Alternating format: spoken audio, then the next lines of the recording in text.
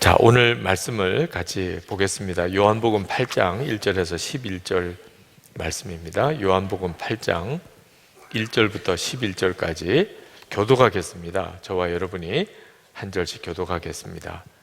예수는 감람산으로 가시니라. 아침에 다시 성전으로 들어오시니 백성이 다 나아오는지라 앉으사 그들을 가르치시더니 서기관들과 바리새인들이 음행 중에 잡힌 여자를 끌고 와서 가운데 세우고 예수께 말하되 선생이여 이 여자가 간음하다가 현장에서 잡혔나이다. 모세는 율법에 이러한 여자를 돌로 치라 명하였거니와 선생은 어떻게 말하겠나이까? 그들이 이렇게 말함은 고발할 조건을 얻고자 하여 예수를 시험함이러라. 예수께서 몸을 굽히사 손가락으로 땅에 쓰시니 그들이 묻기를 마지 아니하는지라. 이에 일어나 이르시되 너희 중에 죄 없는 자가 먼저 돌로 치라 하시고 다시 몸을 굽혀 손가락으로 땅에 쓰시니 그들이 이 말씀을 듣고 양심의 가책을 느껴 어른으로 시작하여 젊은이까지 하나씩 나가고 오직 예수와 그 가운데 섰는 여자만 남았더라. 예수께서 일어나사 여자 외에 아무도 없는 것을 보시고 이르시되 여자여 너를 고발하던 그들이 어디 있느냐? 너를 정죄한 자가 없느냐? 다 같이요. 대답하되 주여 없나이다. 예수께서 이르시되 나도 너를 정죄하지 아니하노니 가서 다시는 죄를 범하지 말라 하시니라. 아멘. 예수를 믿고 우리가 경험하는 기적 중에는 죄인이 품어지는 기적이 있습니다. 예수 그리스도 안에 있는 자만이 갖게 되는 참 놀라운 기적입니다. 내가 진짜 예수를 믿는지 안 믿는지를 구분하는 중요한 표징이 되기도 합니다. 사람의 본성에는 어려운 사람을 위해서 그 사람을 이렇게 품고 사랑을 베풀 수는 있지만 죄인을 품고 용서하고 사랑하는 일은 우리 본성에는 전혀 안 맞는 일입니다. 특히 나에게 직접적인 손해를 끼친 사람을 내가 그를 사랑하기까지 한다는 것은 우리의 본성에는 정말 안 맞는 일이죠.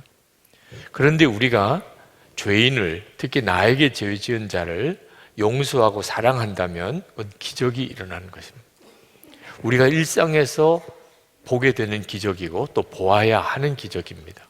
오늘 이 밤에 여러분들 안에 정말 예수 그리스도 안에서 죄인이 품어지는, 잘못한 사람을 품고 사랑하게 되는 그런 기적이 여러분에게 있게 되기를 축복합니다.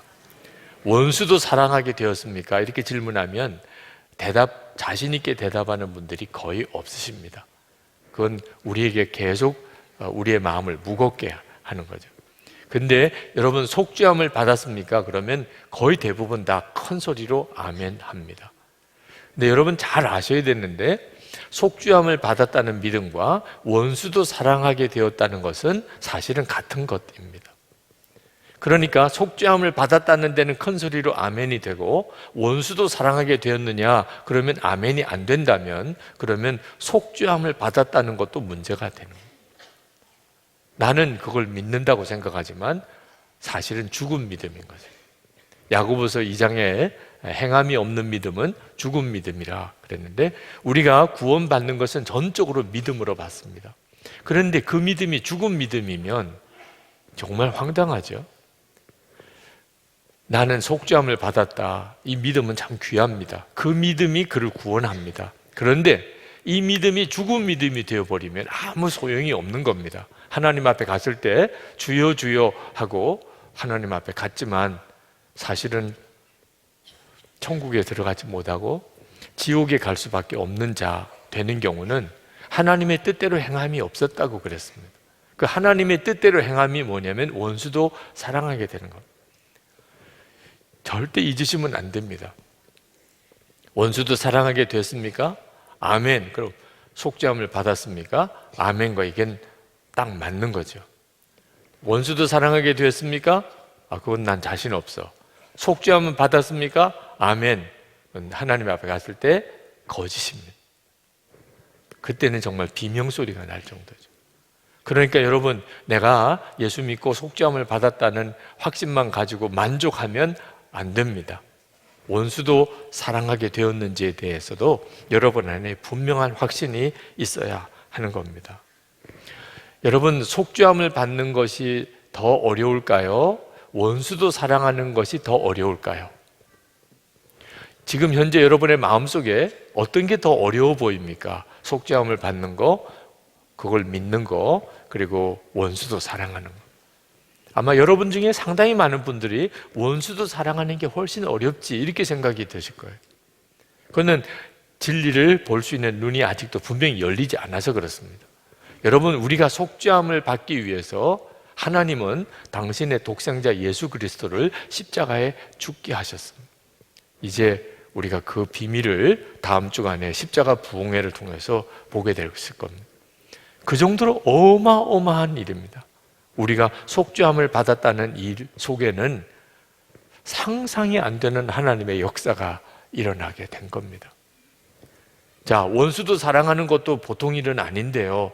맞습니다. 그런데 어느 정도쯤 차이가 나는 건지, 속죄함을 받은 은혜와 우리가 원수도 사랑하는 것이 어느 정도쯤 차이가 나는 건지 예수님께서 돈 가지고 비유를 하셨어요. 하도 우리가 돈을 좋아하니까, 돈 계산은 워낙 빠르니까 어느 정도쯤 차이가 나는 건지를 돈으로 비유를 해주셨는데, 우리가 죄사함 받은 것은 1만 달란트 탕감 받은 것 같고, 우리가 다른 사람을 용서하고 그 빚진 자를 탕감해 주는 것은 1천 데나리온에 해당이 된다.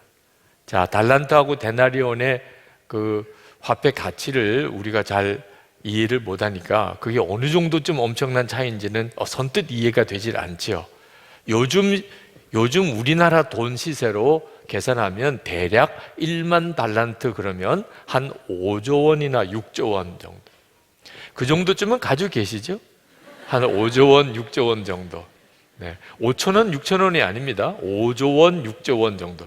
우리로서는 감히 어떻게 상상도 안 되고 어느 정도 많은지에 대한 가늠도 안 되는 돈입니다. 5조 원에서 6조 원 정도쯤에 100데나리온은 1,000만 원 정도입니다. 그러니 우리가 용서받은 거, 속죄함을 받은 거하고 우리가 다른 사람을 용서하고 사랑하는 것 사이에는 이 정도의 차이가 있는 겁니다. 그런데 우리 느낌에는 속죄함을 받은 것은 아주 간단히 이루어진 것 같고, 원수도 용서하라, 사랑하라, 우와, 그건 뭐 어떻게 하라는 거야, 이렇게 생각이 드는 것은 그만큼 우리의 심령이 영적으로 아직도 완전히 맹인과 같다는, 영적으로 완전히 눈이 어두워져 있다는, 그 가치를 제대로 볼 줄 모르는 것입니다. 나는 죽고 예수로 사는 믿음이 되질 않으니까 이 점이 구분이 안 되는 겁니다. 그래서 1만 달란트 탕감을 받고도 100데나리온 빚진 자를 용서 못 해주는 일이 비유로 나오게 되는 거예요.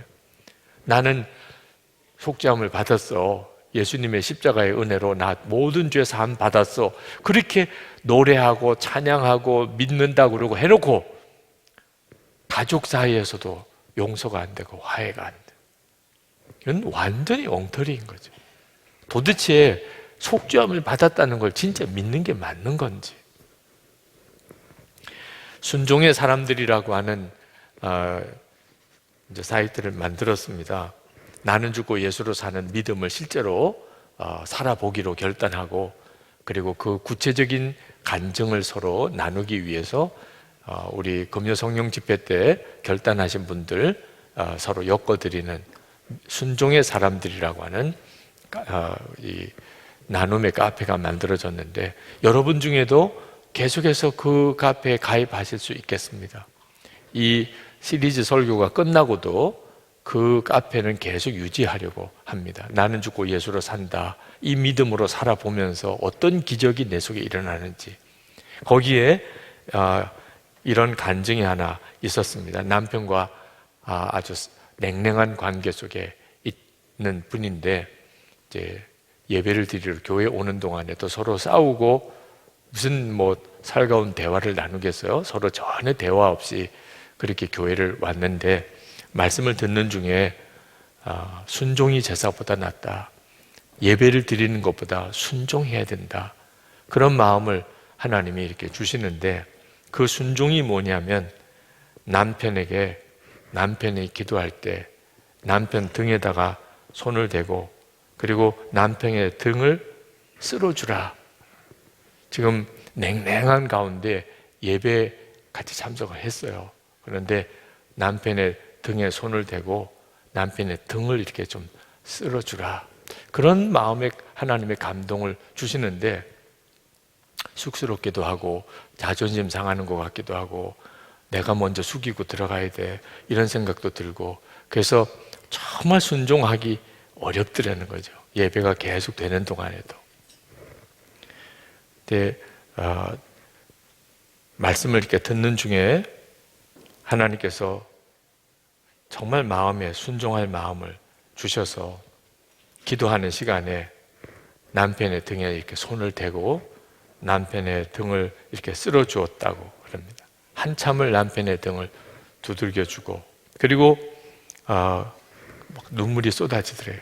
그러니까 남편에게 내가 그동안에 잘못했던 것들 고백하고 그리고 남편을 위로하고 결혼 24년 만에 처음 남편에게 이렇게 사과하고 그동안에 고집부리고 늘 궤변을 늘어놓았던 거 다 하나님 사과를 하게 하시더랍니다. 남편은 굉장히 얼떨떨 하더래요. 지금 여기 와 계신지도 모르겠어요. 네. 그 아내가 기대한 만큼의 막 좋아하는 반응은 안 보이시더래요. 남편들은 그렇습니다. 네. 그런 순간처럼 당황스러운 순간이 없어요. 네.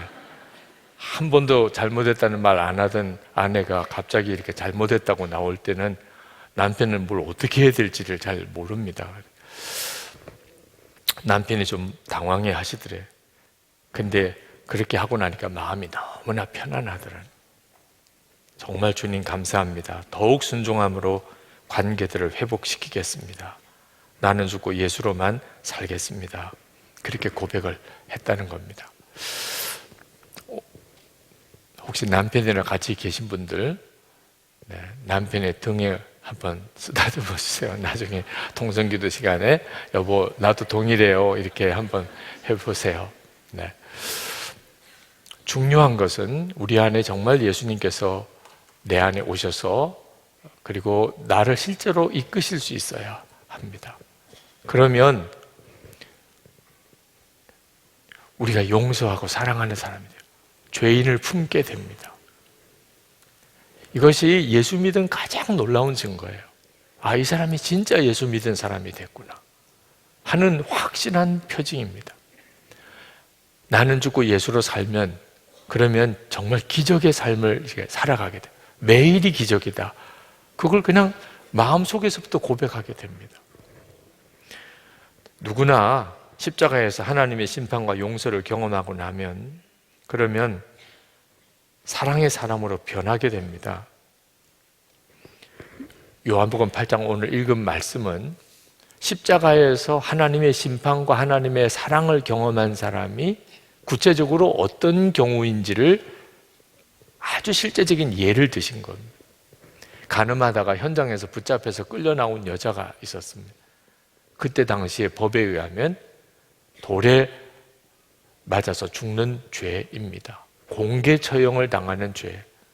왜냐하면 그 마을에 그런 아주 음란한 풍조를 이거 퍼뜨리는 죄가 되니까 이런 건 근원적으로 막아야 된다.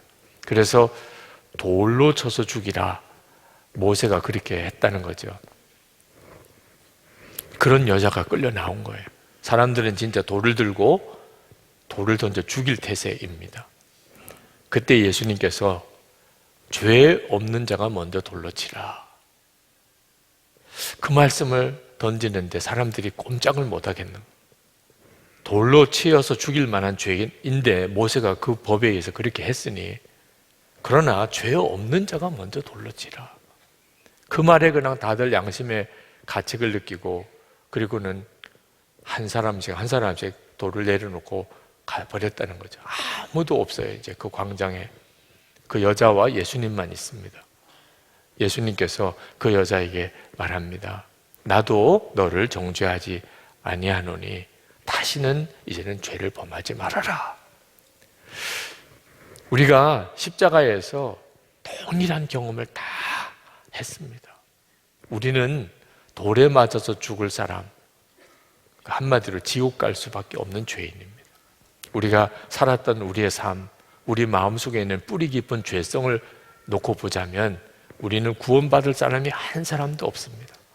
다 지옥에 갈 자입니다. 그런데 우리 주님께서 내가 너를 정죄하지 않는다. 왜?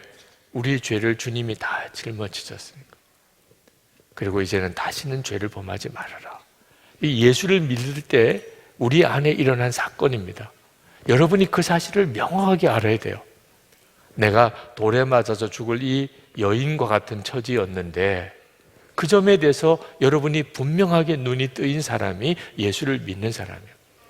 예수를 믿는다고 하면서도 내가 그 정도는 아니야, 내가 이 여자 같지는 않아, 이런 분들은 여전히 주님을 그냥 바깥에서 구경만 하는 사람. 내가 이 여자이지, 내가 이런 여자였지, 내가 이런 사람이지, 나는 죽어 마땅하지, 지옥 갈 수밖에 없는 죄인이야. 이것이 깨달아졌나요? 그게 언제였나요? 여러분이 그런 죄인이었음을 하나님께서 언제 여러분에게 깨닫게 하셨나요? 이 경험이 있는 사람과 없는 사람은 실제로 그 다음에 용서하고 사랑의 삶을 사는데 하늘과 땅 차이가 됩니다. 여러분 한번 상상해 보세요. 이 여인이 이후에 어떻게 살았을까요? 어떤 사람이 잘못했어요. 어떤 사람이 큰 죄를 지었어요. 그럴 때 이 여인이 어떻게 대했을까요? 내가 돌에 맞아 죽을 수밖에 없는 그 자리에서 예수님께서 나를 용서하고 사랑하셔서 나를 살려주시고 다시는 죄 짓지 않게 삶을 완전히 바꿔주셨어요. 그런데 내가 어떻게 다른 사람을 탓하고 정죄하고 비난할 수 있겠어요? 그렇죠, 그죠? 그러니 예수님 안에서 이 은혜를 받은 사람은 똑같이 그렇게 사는 거예요. 게다가 우리는 예수님을 주님으로 영접했잖아요. 우리 안에 오신 주님은 어떤 분이시죠? 이 가늠하다가 현장에서 붙잡혀온 여인을 정죄하지 아니하고 그를 살려주어서 다시는 죄짓지 않게 만드신 그분이 내 안에 오신 예수님이세요. 그러니 나는 죽고 예수로 사는 사람은 당연히 잘못한 사람, 죄 지은 사람 용서하고 사랑하는 사람이 되는 거죠. 만약에 그렇다면 내가 진짜 구원받은 그 사람인지, 그 예수님을 내 생명이고 주님으로 영접한 그 사람인지, 그건 정말 점검해 보아야 되는 거예요. 십자가로 다시 돌아가 봐야 되는 거예요. 나는 정말 예수 믿은 그 사람이 맞나? 유명한 소설가 중에 정연희 씨라는 분이 계십니다. 공부도 많이 하시고 굉장히 지적이고 교양이 있으신 분인데, 겉으로는 그렇게 이력도 화려하고 또 외모도 아주 참 교양이 있는 분이시지만 마음 속은 굉장히 무너져 있었어요. 나는 실패자다. 사람들은 참 이상하죠? 다른 사람은 다 부러워하는데 본인은 만족이 안 되는 인생. 나는 실패자야.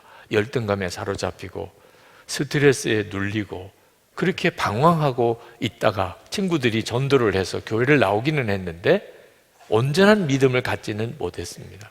그러던 중 어느 날 교통사고가 났어요. 교통사고로 그만 얼굴이 심하게 망가졌는데 병원에 갔더니 완벽하게 회복이 안 된다는 겁니다. 그러니 이렇게 일그러진 형태로 평생을 살아야 된다는 거예요. 자, 여인에게 있어서 이보다 더 끔찍한 일이 어디 있나요? 그렇죠? 그러니까 정말 완전히 무너진 상태가 되어버렸습니다. 그때 하나님을 절박하게 붙잡고자 하는 마음 하나 가지고 옛날 그 한월산 기도원, 아마 그 기도원에 다녀오신 분들도 계실 텐데 굉장히 성령의 은사를 강하게 강조하고 그리고 회개를 강조하고 그랬던 기도원이 있습니다. 그 한월산 기도원에 그때 당시는 다들 그 한월산 기도원에 가서 사람이 변화되고 병 고침 받았다는 사람이 많으니까 기도원에 올라간 겁니다. 근데 올라가서 예배 참석을 해보니까 자기가 올 때가 아니라는 느낌이 들더래요. 얼마나 열광적으로 찬송하고 소리 지르면서 기도하고 여기저기서 방언하고 이건 완전히 광신자 집단이들.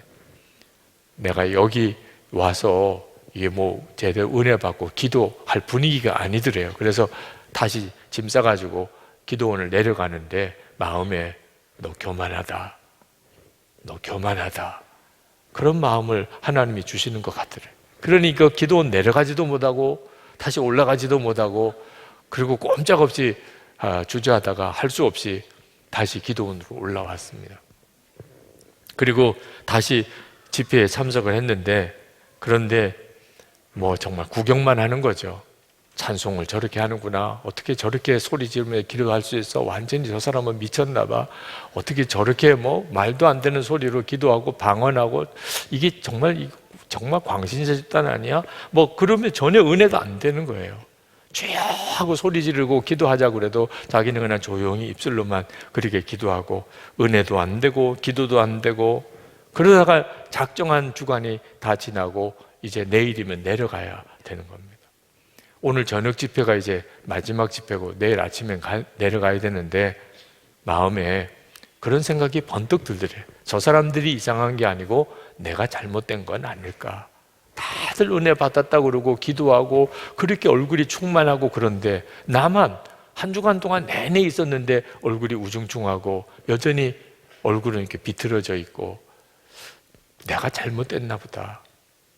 그래서 생전 처음 그 집회 맨 앞자리로 나왔다는 거죠. 그날 저녁 마지막 집회 때 맨 앞자리로 나가 앉아서, 나도 한번 좀 하라는 대로 그렇게 한번 해보자.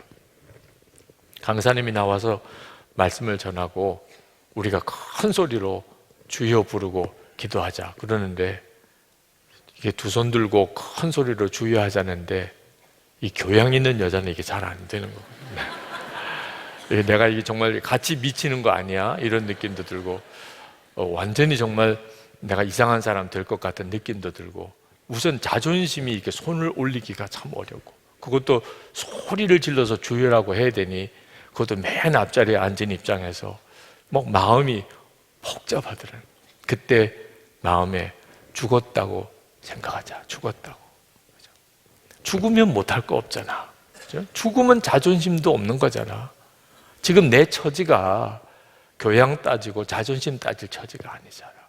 정말 살아계신 하나님을 만나고자 하는 마음 하나 가지고 온 건데, 하라는 대로 한번 해보자. 그런 마음이 탁탁 들면서 이제 종을 치면 우리 다 주여합니다 그러는데, 종을 딱 쳤는데 정말 두 손이 번쩍 들고 주여 하고 큰 소리를 외쳤다는 거잖아요. 생전 처음 성령의 불과 같은 역사를 체험한 순간이었어요. 정말 불이 떨어지는 체험을 했어요. 자기의 고집, 그동안의 교만, 자만심, 인간적인 계획, 은밀하게 하는 저질렀던 모든 죄악들, 그냥 어쩌면 그렇게 그냥 다 토해내지면서 회개가 되는지, 그렇게 울고 그렇게 회개하고, 그리고는 밤 늦게 이제 기도가 끝나고 숙소로 돌아왔는데 얼굴이 바로 돌아와 있는 거예요.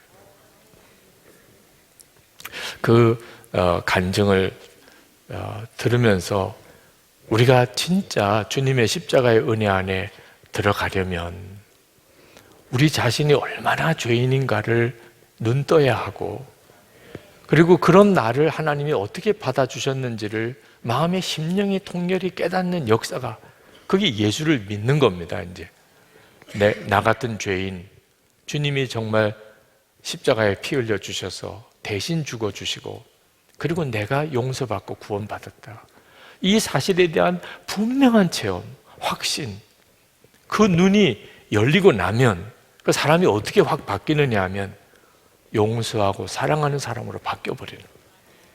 이건 결심해서 되는 문제도 아니고 배워서 되는 것도 아니고 전적으로 주님의 십자가를 통과한 자에게만 일어나는 일입니다. 어느 선교사님에게 제가 말씀은 드리지 않겠습니다. 우리 교회에 후원 받기 위해서 오셨어요. 그래서 어떤 형편인지 이제 선교사님의 형편과 우리가 어떻게 후원했으면 좋겠는지 이제 쭉 설명을 듣는데, 그 선교사님이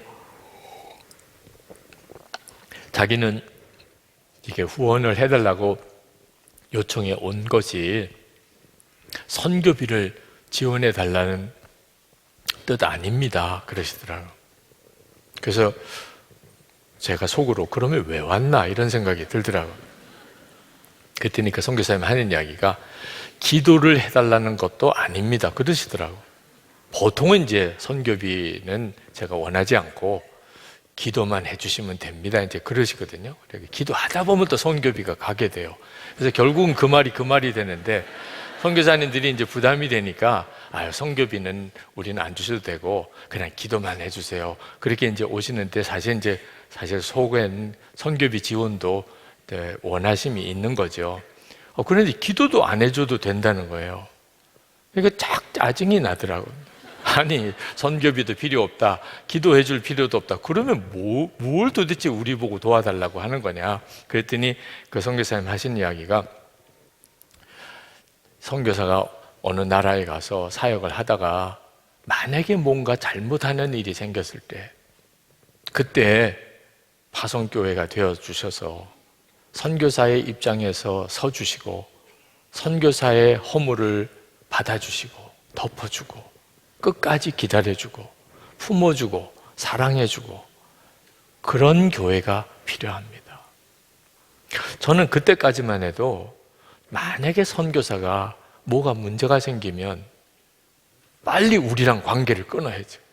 그죠? 네. 우리는 그런 선교사님은 도울 수가 없어요. 그런 일이 있었어요? 그러면 이제부터는 끝이에요. 이렇게 해야 되는 거라고 생각을 했어요. 그죠? 우리가 어떻게 선교비를 보내드리고 했는데 뭐가 잘못했으면 빨리 관계 정리를 해서 누가 이제 연락이 오면 그분은 우리하고 아무 상관이 없는 선교사입니다, 이래야 되는 거라고 생각을 했었어요. 근데 그날 제가 얼마나 많은 잘못을 했나를 알게 됐어요. 도대체 파송교회는 선교사에게 대해서 어떻게 하는 교회입니까? 선교비 보내는 거 당연하지요. 그 선교사님을 위해서 기도하는 거 당연하지요. 근데 진짜 파송교회는 선교사가 뭘 잘못되었을 때 그때가 이제 진짜 파송교회인지 아닌지가 결정나는 겁니다. 그 선교사님의 허물, 문제를 품어주고 그리고 기다려주고 그리고 다시 일어날 때까지 도와주고 그래야 그게 파송교회인 거죠. 여러분 가족은 그렇게 하지 않아요? 그죠? 가족 중에 누가 어디 가서 잘못했어요. 그래서 만약에 감옥에 갔다고 합시다. 다른 사람들은 더 이상 그 사람하고는 나는 이제 교제 안 해, 그런 나쁜 사람이었어 이러고 끝낼 수 있지만 가족은 어떻게 해요? 가족은 끝까지 그 옥바라지 하는 거죠. 그리고 다시 형을 마치고 나오면 또 다시 재개할 수 있도록 도와주는 게 가족이죠. 가족이니까 어떻게 해요? 그게 믿음의 형제들, 우리 성도들 사이의 관계, 바로 십자가의 은혜를 받은 자들이 가지는 관계예요. 잘못한 사람 품어주는 거, 용서하고 끝까지 기다려주는 거. 마이클 야코넬리라는 분이 영성이라는 책에 쓴 실화입니다. 영국의 어느 목사님이 주일에 설교하시고 그리고 광고 시간에 뭐라고 광고하냐면 나는 기독교의 진리가 이제는 믿어지지 않습니다. 그래서 사임하려고 합니다. 폭탄 선언을 했어요. 기독교 진리가 믿어지지 않는데, 성경이 믿어지지 않는데 어떻게 그 사람이 교회 담임 목사가 될 수 있겠어요? 어떻게 그 사람이 설교할 수 있겠어요? 그래서 예배가 끝나고 장로님들이 이제 회의를 모였습니다. 당연히 교인들은 이제 그 목사님 사임하고 다른 목사님을 모시게 될 거라고 이제 생각을 했는데 장로님들이 회의 결과가 전혀 예상 밖이었어요. 목사님을 이제 불러서 목사님의 그 어려운 결단을 저희들이 잘 받았습니다. 저희들은 기독교 진리가 분명하게 맞다, 성경은 진리다, 저희들은 확신합니다. 그런데 목사님이 믿어지지 않으신다고 하니 우리가 목사님이 다시 믿음을 회복할 때까지 우리가 기다리겠습니다. 그러니 목사님 교회를 떠나지 마시고 계속 설교해 주세요. 목사님이 믿어지지 않으시는 거 뭐 그대로 설교해 주세요. 우리는 괜찮습니다. 목사님이 다시 회복될 때까지 우리는 기다릴 수 있습니다. 그렇게 결정을 한 겁니다. 그래서 그 목사님이 3년 동안 그 다음에 계속 나는 이게 안 믿어집니다. 이 성경이 안 믿어집니다. 주일마다 안 믿어진다는 설교를 계속 한 거예요. 이건 정말 사실이 아닌 것 같고 이거는 진짜 믿어지지 않고. 교인들도 대단하죠. 그 설교를 3년 동안 계속 듣고 있었던 거예요. 근데 어느 주일에 목사님이 설교를 하고 있는데 교인들이 우는 거예요. 눈물을 쭉쭉 흘리면서 우는 거예요. 교인들이 왜 울었을까요? 어느 순간부터 목사님이 믿음을 설교하는 거예요. 3년이라는 세월이 지났지만 어느 순간부터 목사님이 성경의 말씀에 대한 믿음을 설교하고 선포하고 계시는 거예요. 그러니 교인들이 그 설교를 들으면서 다 우는 거예요. 목사님이 그 우는 교인들을 보면서 그렇게 고백을 했습니다. 제가 믿음을 다시 찾을 수 있도록 기다려 주신 거 감사합니다. 제가 하나님의 회복하심을 여러분들이 정말 확신을 가지고 기다려 주셔서 제가 이제는 믿어집니다. 목사도 영적인 침체에 빠져서 허우적거릴 수도 있거든요. 목사도 그럴 수도 있는 거거든요. 그걸 교인들이 이해해 준다는 건 이건 엄청난 일이긴 하지만 하여튼 그 교회는 그 일을 했어요. 교인들이. 목사도 영적으로 침체에 빠지고 믿음을 잃어버려서 무너질 때도 있다. 어떻게 하냐? 우리가 조금만 기다려주면 다시 반드시 회복될 거다. 우리는 믿으니까, 성경이 진리인 걸 믿으니까. 그리고 목사님의 믿음이 회복될 때까지 기다렸죠. 목사님이 그렇게 고백을 하셨어요. 나는 예수님께서 내내 우리 교회 성도들 속에 숨어 계셨음을 내가 이제는 알았습니다. 예수님이 우리 성도들 안에 계셨구나. 그것을 분명하게 체험했다는 거죠. 예수님을 믿는 사람, 그 사람은 바로 이런 특징을 가지고 있는 거예요. 잘못한 사람을 품어주는 능력. 그래서 요셉과 같은 사람이 나오는 겁니다. 요셉이 자기를 팔아 죽기까지 그렇게 지경에 빠뜨렸던 형들을 다 받아주고 오히려 그들을 살려주고 먹여주고 했던 역사가 하나님이 함께 하심을 요셉이 알았기 때문에. 다윗도 자기를 죽이려고 쫓아다니고 몇 번 다윗 때문에, 사울 때문에 죽을 고비를 넘겼던 그 사울 왕, 죽고 자기가 왕이 되었을 때 그 사울 집안의 후손들을 은혜로 다 먹이고 살렸습니다. 왜? 하나님의 은혜가 다윗에게 늘 계속 넘쳤기 때문에. 그 사무엘하 9장 3절에 보면 이렇게 고백합니다. 왕이 가로되 사울의 집에 남은 사람이 없느냐? 내가 그 사람에게 하나님의 은총을 베풀고자 하노라. 다윗은요, 내 은총을 베푼다고 이야기 안 했어요. 하나님의 은총을 내가 그 사울의 집의 후손에게 베풀겠다. 그러니까 다윗이 그 하나님의 은혜를 분명히 알고 있었던 겁니다. 그러니까 다른 사람에게도 그렇게 할 수 있었던 거예요. 여러분들이 주님의 십자가의 은혜 가운데 정말 있으면 이건 부인할 수 없이 그렇게 됩니다. 그래서 요한복음 13장 34절에 새 계명을 너에게 주노니 서로 사랑하라. 내가 너희를 사랑한 것 같이 너희도 서로 사랑하라. 우리가 주님이 우리를 사랑한 것처럼 우리도 그렇게 서로 사랑하게 되는 겁니다. 하나님은 우리에게 그저 사랑하라고 하지 않으셨어요. 만약에 근심, 염려가 많은 세상 가운데 용서하라, 잘못한 사람도 품어주라, 그 사람도 사랑하라 그랬다면 우리는 진짜 정말 다 죽을 노릇이죠. 그렇지 않아도 나 혼자도 버티기가 힘든데 이 잘못한 사람까지 다 품어주고 용서하고 사랑하고 어떻게 그럴 수가 있겠어요. 그래서 하나님이 우리의 근심과 염려는 주님이 다 맡아가셨어요. 할렐루야. 우리의 모든 문제, 근심, 걱정 다 주님 맡아가셨어요. 죽게 맡겨버리라. 더 이상 먹고 사는 거 걱정 안 합니다. 눈앞이 캄캄한 지경에 왔어도 죽을까 걱정도 안 합니다. 어디서 살까 그거 걱정도 안 합니다. 하나님이 다 책임져 주실 거다. 아버지가 자식에게 좋은 거 주시지 않겠느냐 확실히 믿었어요. 주님 걱정 안 합니다. 잡니다. 그리고 확 잘. 네. 수면제 먹지 않고도 주여 잡니다. 어린애들은 그렇게 하는 거죠. 내일 아침에 먹을 거 있나요? 물어보는 애가 없어요. 당연히 아침에 밥상 차려질 줄로 믿고 저녁이면 그냥 꼴끄닥 자요. 애들이 얼마나 믿음이 좋아요. 그렇게 하기를 우리 하나님은 원하시는 거예요. 내일 아침에 밥상 차려져 있을 줄 믿습니다. 이렇게 자는 거죠. 그런 믿음으로 사는 것이 사실 믿음으로 산다는 거예요. 염려, 근심, 걱정하지 않는 거죠.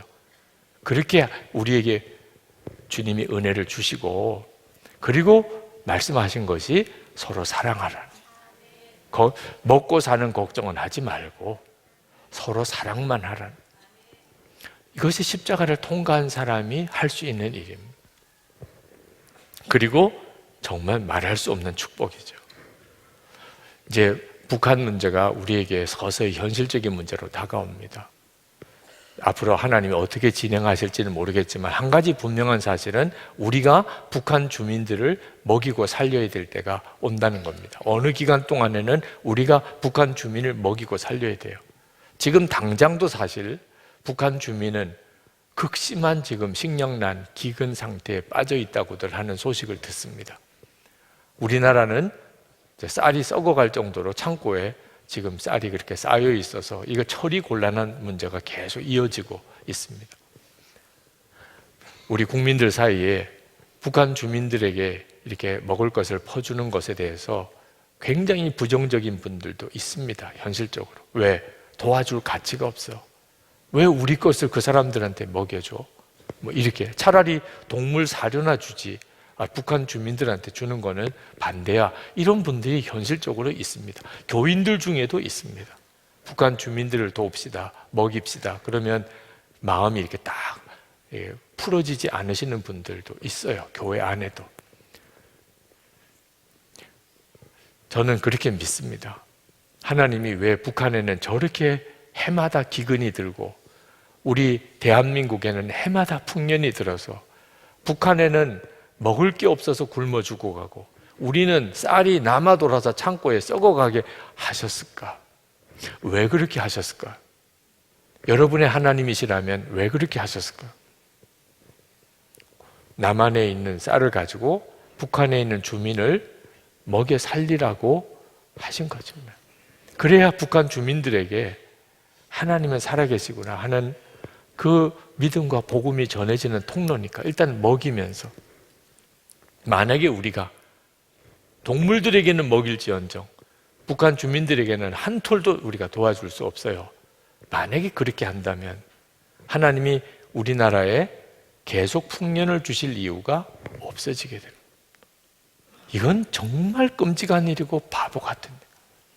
왜 나에게는 하나님이 넉넉하게 하셨을까? 왜 내게는 이렇게 먹고 입고 사는 걸 걱정 안 하게 하셨을까? 정확히 알아야 돼요. 옆에는 지금 굶어 죽고 가는 사람이 있어요. 근데 왜 나는 이렇게 걱정이 없이 살게 해주셨죠? 도우라고 하는 거예요. 만약에 내가 왜 내가 그 사람들을 도와? 내 거는 내 거고 그 사람들은 그 사람이지. 그러는 순간에 하나님은 더 이상 내 것을 그냥 두실 이유가 없어지는 겁니다. 교회도 마찬가지고 나라도 그렇고 개인도 그렇습니다. 우리가 서로 그 사람이 잘못한 것이 있다 하더라도 그 사람을 품어주고 그 사람을 사랑하는 일을 우리가 마음을 닫으면 하나님은 나에게 사랑을 주실 이유가 없어지게 됩니다. 이건 정말 바보 같은 일이고 끔찍한 일이잖아요. 여러분, 이제 정말 우리가 구원받았다면 용서하고 사랑하는 삶을 살아야 합니다. 예수님께서 이제 비유, 탕자의 비유를 하셨는데, 이제 망나니 같은 방탕한 둘째 아들 회개하고 돌아오게 한, 또 큰아들 늘 아버지 집에서 모범생으로 잘 아버지를 돌보다가 그 탕자 동생이 돌아온 것 때문에 마음이 상해가지고 아버지 마음을 아프게 했던 큰아들 그 이야기 잘 아시죠? 우리가 자 연극을 한번 할 때 이제 주인공 두 사람이 필요합니다. 하나는 탕자인 둘째 아들, 또 큰아들, 맏아들, 둘째 아들인데 여러분 주변에 저 사람은 둘째 아들 배역을 맡기면 딱이다. 저 사람은 첫째 아들 그거 딱이다. 그런 사람 지금 한번 생각해 두세요. 네. 제가 이렇게 지목해서 이렇게 이름을 말하게 할 테니까 지금 내 주변에 있는 사람 중에 딱 저 사람은 둘째 아들이다. 그 사람은 딱 첫째 아들이다. 생각나셨습니까? 네. 그 사람이 딱 그 사람이네. 이렇게 생각 드시는 분이 생각났나요? 첫째 아들. 우리가 보통 그 첫째 아들은요, 겉으로는 참 신앙생활 잘하는 것처럼 보입니다. 그래서 대부분 교회 안에서 중직도 맡으시는 거예요. 그 첫째 아들. 아버지 집에서 떠나지 않고 아버지 집의 일 다 책임지고 잘하니 다 그렇게 인정받는 거죠. 그런데 한 가지 부족한 게 뭐냐면 잘못한 사람을 품지를 못해요. 어떻게 그런 사람이 있는 줄 몰라. 저런 사람이 교회에 있으니까 문제야. 어떻게 저렇게밖에 못하지? 그런 분들이 있어요. 성향적으로. 그런 분들이 보이십니까? 네. 그 큰아들이시죠. 큰아들. 여러분들 그 점에 대해서 여러분 자신이 오늘 정말 여러분 스스로를 돌아봐야 돼요. 큰아들이 되어버리면 큰일 납니다. 네. 겉으로는 그렇게 신앙생활. 예수님께서 이 탕자의 비유를 말씀하신 이유가 뭐냐면 바로 그 바리새인들에게 교훈을 주시려고. 그 바리새인들 보고 너가 큰아들이지 이렇게 말하면 그들도 막 확 반발하니까 이 탕자의 비유를 이야기를 하면서 겉으로는 하나님 나라에서 참 믿음 좋은 사람처럼 보이는데 실제로는 하나님의 마음을 그렇게 아프게 하는 자가 있다. 그 용서가 안 되고 사랑이 안 되는 사람, 잘못한 사람이 품어지지 않는 사람. 세상을 밝히는 이야기라는 책, 어느 목사님 책 추천사를 써달라고 책을 보내오셨는데 원고를, 거기에 이 이야기를 인용을 하셨더라고요. 그 남아프리카의 종족 중에 바벤바라고 하는 이름의 부족이 있습니다. 근데 그 부족은 그 어떤 죄를 짓는 사람들이 부족 안에 없어요. 그렇게 편안하고 서로 화기애애하고 사랑하며 그렇게 사는 그런 참 아름다운 전통의 부족입니다.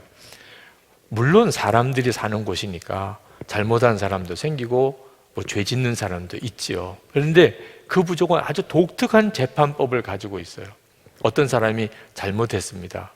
폭행을 했든지 남의 것을 훔쳤든지 이런 어떤 범죄를 행했으면 그러면 온 마을 사람들 다 모입니다. 광장에. 그리고 그 죄 지은 사람을 그 부족 추장이 사람들 앞에 끄집어냅니다. 그리고 추장부터 시작해서 모든 모인 사람들이 한마디씩 해요. 그 사람에게 한마디씩. 그 무슨 말을 하느냐? 그 사람이 지금까지 살아오는 동안에 착한 일 한 거, 뭔가 이렇게 좋은 일 한 거, 기억나는 대로 한 가지씩을 다 돌아가면서 이야기합니다. 전에 어느 옆집에서 큰일이 있었는데 가서 도와줬다는 걸 내가 봤다든지, 전에 다른 부족에 우리가 가서 이렇게 뭔가 봉사를 해야 되는데 이 사람이 앞장서서 무거운 짐을 내가 끌고 가는 것을 내가 봤다든지 이렇게 돌아가면서 계속 온 부족들이 하도 중단될 때까지 더 이상은 기억이 안 난다고, 아주 갓난 어린애 때부터 지금까지 그 사람에게 좋았던 점, 그 사람이 그동안 착한 일 했던 거, 그걸 쭉 이야기를 한다는 거예요. 돌아가면서. 그러면 어느쯤 와서는 그 앞에 섰던 사람이 막 통곡을 하는 거예요. 자기는 그런 죄를 지었는데 돌아가면서 마을 사람들이 쟤는 어릴 때 어땠는데 참 그때가 참 사랑스러웠다든지 전에 그렇게 참 착한 일 하는 걸 봤다든지 누구에게 말 한마디라도 참 사랑스럽게 이야기하는 걸 들었다든지 쭉 돌아가면 자기 그동안에 착하게 살았던 것들을 다 이야기를 해요. 그 이야기를 듣다가 그냥 터지는 거예요. 지적당해서 터지는 게 아니에요. 너 잘못했지. 너 전에 이렇게 했으니까 그때부터 알아봤어. 씨가 그러니까 그런가 봐. 뭐 이런 식으로 이야기를 해. 넌 정말 착했어. 넌 정말 잘했어. 넌 정말 사랑스러웠어. 거기에서 터진 거예요. 이런 형태로 사람들이 다 바로 잡히는 거예요. 그러니 그 부족이 그렇게 사랑이 많은 부족이 되는 거죠. 그런데 이 이야기는 그대로 교회 공동체의 방식을 말해주는 거예요. 하나님은 교회를 우리에게 이렇게 허락하시고 우리 가운데 뭘 잘못한 사람이 생길 때 어떻게 하라고 하는 것을 가르쳐 준 거예요. 가족 사이에서는 어떻게 하라, 교회에서는 어떻게 하라. 주님이 말씀하셨어요. 로마서 12장 14절 너희를 박해하는 자를 축복하라. 축복하고 저주하지 말아라. 박해를 하는 자에게까지도 그렇게 하라. 여러분 진짜 그렇게 해보면 기도 중에 아무개가 나를 박해하는데 주님 저는 그를 축복합니다. 그가 잘 되게 해주세요. 사업도 잘 되게 해주시고 아이들도 잘 되게 해주시고 몸도 건강하게 해주시고 한 120세까지 살게 해주시고 소화도 잘 되게 해주시고 오늘 밤 잠도 잘 자게 해주시고 하여튼 그 사람은 나를 막 박해했어요. 하여튼 엄청나게 못 살게 굴었어요. 나는 그냥 계속 그 사람 앞에 축복해보세요. 한번 진짜 말씀 그대로 한번 해보세요. 여러분 자신 속에 정말 불이 일어납니다. 그리고 그 사람이 나를 박해하는 게 아무것도 문제가 안 돼요. 무엇보다도 더 놀라운 것은 그 사람 안에 하나님의 역사가 일어나게 됩니다.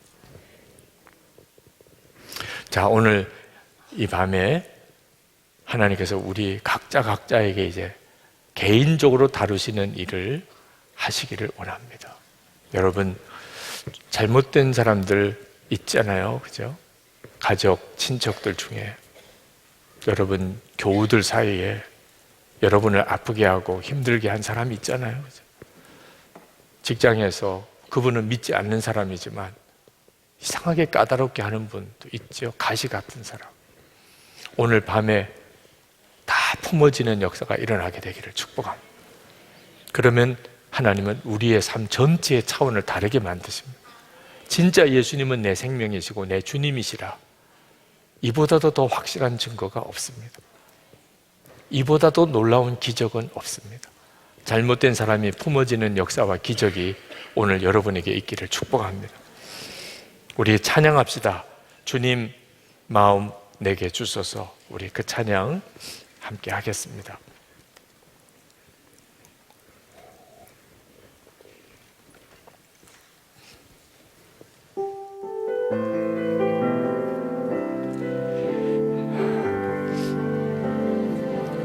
보소서 주님 나의 마음은 선한 것 하나 없습니다. 그러나 내 모든 것 주께 드립니다. 사랑으로 안으시고 날 새롭게 하소서. 보소서 주님 나의 마음을 선한 것 하나 없습니다.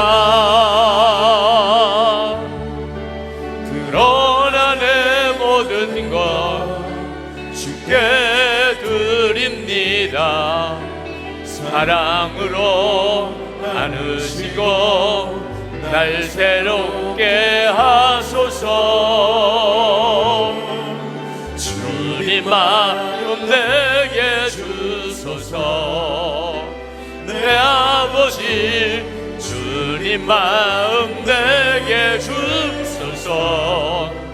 나를 향하신 주님의 뜻이 이루어지도록 주님 마음 내게 주소서. 주님 마음 내게 주소서. 내 아버지 주님 마음 내게 주소서. 나를 향하신 주님의 뜻이 이루어지도록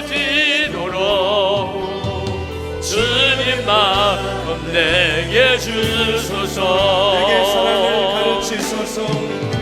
내게 사랑을 가르치소서. 당신의 마음으로 용서하게 하소서. 주의 성령 내게 채우사 주의 길 가게 하소서. 주님 당신의 마음 주소서. 주의 성령 내게 주소서. 주의 길 가게 하소서. 주님 당신 마음 주소서. 주님 마음 내게 주소서. 내 아버지 주님 마음 내게 주소서. 나를 향하신 주님의 뜻이 이루어지도록 주님 마음 내게 주소서. 이 시간에 그동안에 내가 말로서 다른 사람에 대해서 마음 아프게 한 거, 잘못한 거, 자꾸 지적한 거, 잔소리한 거, 불평한 거, 비난한 거, 이사야가 하나님을 뵙고 입술을 부여잡고 떼굴떼굴 구르면서 화로다 나로 죽게 되었구나. 내가 알지 못하게 입으로 지은 죄가 컸다는 거죠. 주님, 제단 핀 숯불로 내 입술을 지져주소서. 다른 사람에게 비난하고 원망하고 그리고 불평하고 잔소리하고 잘못한 거 지적하고, 그런데 내 입술을 내가 말했던 것들 이 시간에 주님의 보혈로 씻어주소서. 제단 피수스로 나를 입술을 찢어 정결하게 주시옵소서. 우리 주여 부르짖고 기도하겠습니다. 주여! 할렐루야. 놀라우신 하나님의 은혜, 하나님의 역사하심은 하나님, 나의 하나님 구일과 은혜를 주여 더하시고 하나님 들어주시고 주여 구해주시고 하나님 역사해 주시고 주님 사로잡아 주시고 하나님의 은혜로 함께 하소서. 하나님의 역사로 함께 하소서. 주여 나의 주여 구일과 은혜로 도와하시며 하나님의 놀라운 은혜로 하나님의 놀라운 역사로 주님 같이 하여 주시기를 원합니다. 나의 주 나의 하나님 구일과 은혜를 도하여 주신 하나님, 정말 주님의 대단진 스스로 이사의 입술을 찢어주신 것처럼 종의 입술이 찢어지게 하시고 하나님이여 주여 아버지 하는 말로 망연대 행하며 사람들에게 대해 비난하며 하나님 마음 아프게 하며 잘못을 지적하며 불평하고 원망했던 하나님이여 입술을 주님이여 정결하게 하여 주셔서 주님의 피로 주님의 보혈로 깨끗하게 하소서. 아버지 하나님 나의 하나님 주리 하나님 정결하게 되기 원함. 하나님 발이 고침 되기 원함. 하나님의 놀라우신 하나님의 역사와 주의 은혜로 하나님 같이 하여 주시기 원함. 하나님 우리의 말이 거듭나기 원함. 하나님 말이 온전히 새로워지게 되기 원함. 아버지 하나님 우리가 하나님 살리는 말, 용서하고 품어주는 말, 하나님 사랑하는 말 되게 하여 주시기를 원함. 나의 주님 나의 하나님 구일과 은혜를, 나의 주님 나의 하나님 주의 구일과 은혜를 더하여 주시기를 원함. 하나님 주소서. 마음이 안 바뀌었는데 어떻게 말만 바꿔줄 수 있겠습니까? 이 시간에 우리 하나님께 주님 정말 판단하고 정죄하고 내 생각에 옳은 대로만 행하려고 하는 내 자아는 주님과 함께 죽고, 정말 용서가 절절하고 사랑이 절절하신 주님으로 살게 하여 주옵소서. 주님, 내 마음이 완전히 바뀌어져서 나는 죽고 예수로 살게 하소서. 마음 안에 변화의 기적이 일어나게 하여 주옵소서. 우리 주여 부르짖고 기도하겠습니다. 주여! 그 은혜를 더하여 주신 하나님, 주님의 은혜와 주님의 십자가의 놀라운 재난 은혜의 역사를 하나님 그의 마음 안에 하나님 종의 심령 안에 하나님 부어주시기를 원합니다. 하나님 나의 하나님 정말 주의 주님과 함께 이제는 주의 주님으로 사는 자 되었습니다. 하나님 주의 십자가의 은혜는 하나님 종을 정결하게 하시고 하나님 종의 마음에 심령이 하나님 온전히 변화되고 새로워지게 하여 주시기를 원합니다. 하나님의 크신 은혜로 도와주소서.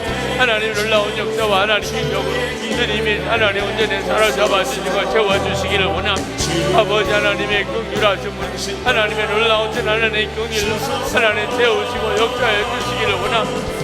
나의 아버지 나의 주님 나의 하나님 나의 은혜로우신 하나님 나의 주여 그 은혜로 도와주시고 하나님 역사를 도와여 주시고 그 영성을 도와여 주시고 하나님의 생명으로 도와주시고 오 나의 주님 들어주소서. 오 나의 하나님 주 안에서 오 나의 아버지 안에서 크신 하나님의 마음의 심령이 하나님 역사와 하나님의 기적이 놀랍게 나타나게 하시고 하나님 역사가 놀랍게 임하게 하시고 주님 붙잡아 주시기를 원합니다. 오늘 이 밤이 하나님 우리 인생의 새로운 시작이 되기를 원합니다. 하나님 우리의 인생이 또 한 번 거듭나 하나님 새롭게 변화되는 하나님 밤이 되기를 원합니다. 아버지 하나님 교회에 올 때와 나갈 때가 완전히 달라지게 하여 주시기 원합니다. 아버지 하나님의 가운데 그리 되기를 원합니다. 주님의 역사 가운데 그리 되기를 원합니다. 오 나의 하나님 혹시 여러분 몸에 병이 있어 안수기도를 받기를 원하시는 분이 있으십니까?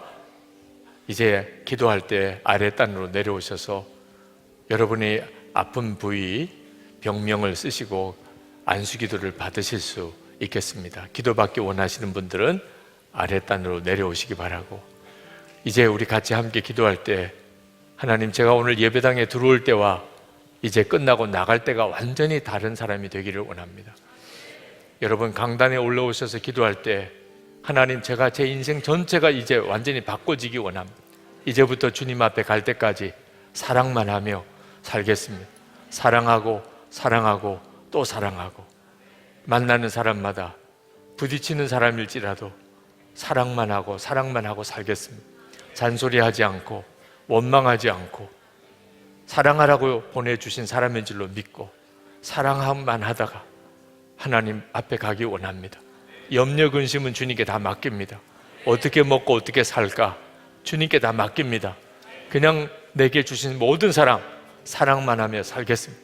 그 사랑의 영을 부어주소서. 사랑의 영이신 주여 오시옵소서.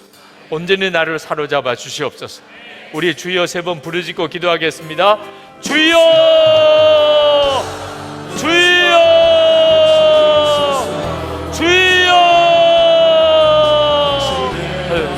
놀라우신 은혜는 하나님의 역사를 넣어주시기 원합니다. 하나님의 능하신 은혜, 하나님의 은혜, 하나님 저와 함께 주님 저 사로잡아 주시기를 원합니다. 오늘도 하나님 저들의 마음과 하나님 상한 심령은 주님이 긍휼히 여기시고 하나님의 역사를 하나님 오늘도 도와주시고